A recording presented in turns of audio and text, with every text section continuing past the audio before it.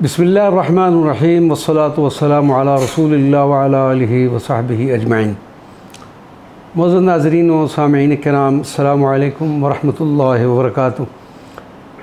आज हम सरज़मीन अंबिया व औलिया मुल्क इराक़ के दारुल हुकूमत बगदाद शरीफ का मुख्तसर तारुफ़ पेश करने की सआदत हासिल करेंगे।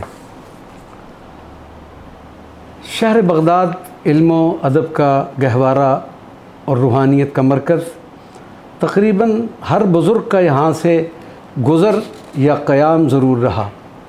बगदाद अरूसुल बिलाद जो कोई तहज़ीबों और सक़ाफ़तों का शहर रहा है, बगदाद में सबसे मशहूर व मारूफ़ मुकाम बाबुश शेख है, जहाँ पर सरताज औलिया सुरखेल सिलसिला क़ादरिया हज़ूर सैयदना शेख अब्दुल क़ादिर जिलानी का मज़ार मुबारक है।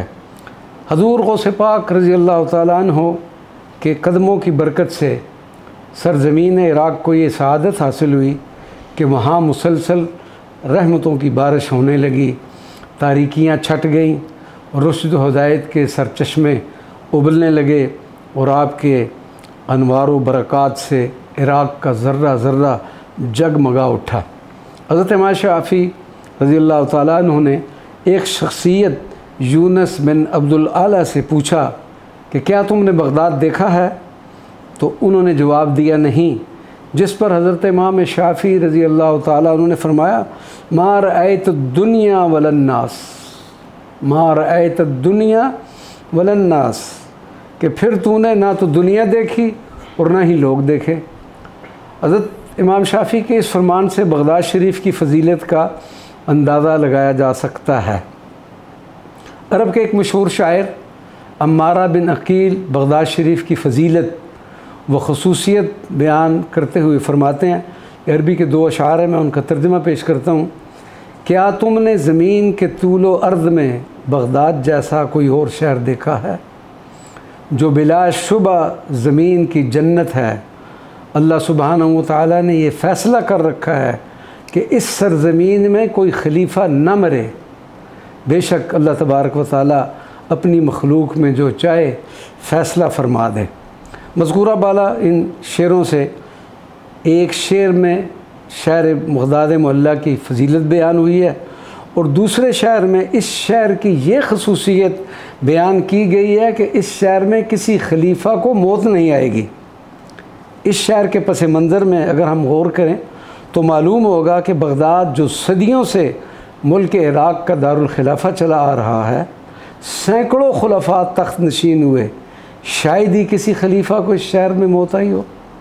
खलीफा मंसूर ने सफ़र हज के दौरान वफ़ात पाई, खलीफा महदी ने मासबदान में, खलीफा हादी ने ईसाबाद में, खलीफा हारून रशीद ने तूस ईरान में, मामूर रशीद ने रूम के इलाका में, फिर उनकी औलाद में जितने हुक्मरान हुए वो भी बगदाद शहर से बैरफोत हुए।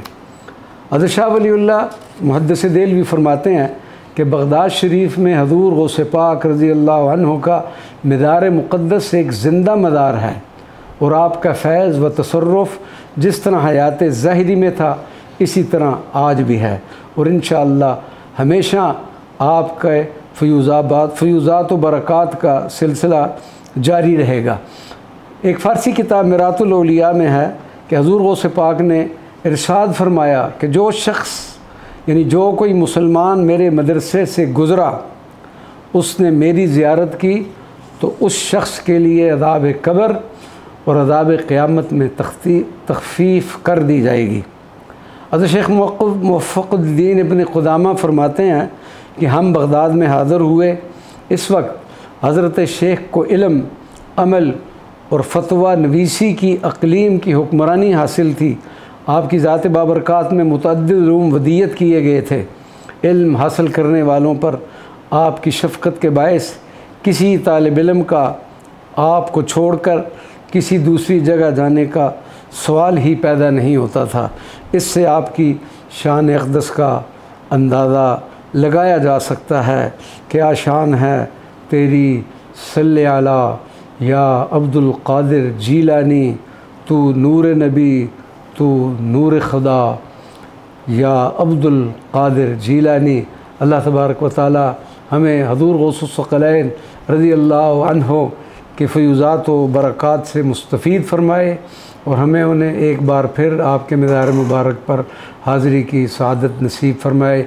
आमीन या रब्बुल आलमीन बिजाए सय्यिदुल मुरसलीन सल्लल्लाहु अलैहि वसल्लम। अस्सलामु अलैकुम व रहमतुल्लाहि व बरकातुहू।